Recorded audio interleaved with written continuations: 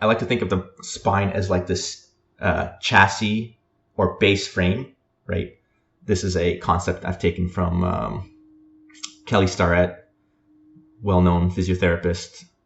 And this is his idea, is that the spine is like this chassis or base frame for your body's two primary engines, which are the two primary engines of movement, which are the hips and shoulders. Right. I already kind of talked about the hips and shoulders and how those are the joints with the greatest range of motion.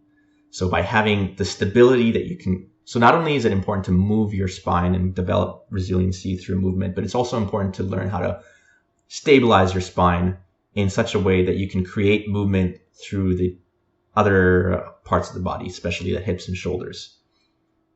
By focusing on full body movements through the hips and shoulders, then we can train the most amount of musculature with the fewest number of exercises and with the least number of redundancy, right? And that brings me to the final category of important moves, which is the movements, which is the what I call the primal or foundational or functional movements. And how I define them is that these movements are related to early stage of development and they're necessary for navigating through life. So these movements serve to better prepare our body for activities that occur in everyday life. And the categories that I kind of established are push, pull, and squat, like I already said, with the squat being further subdivided into the bilateral and unilateral forms. And, if you think about these movements like push and pull, these are definitely check the box for, early stage development. I have a young 1.5-year-old, nearly 2-year-old boy who does nothing but push and pull things all day long and squats as he looks to push things on the ground or pull them.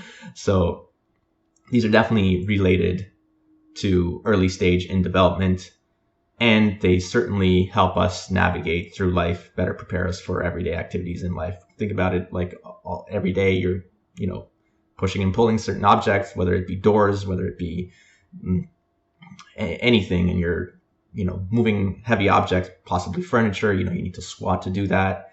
And I think early improvements in strength and mobility of the hips and shoulders, these joints with the greatest range of motion through these primal movements, can basically lay the foundation for,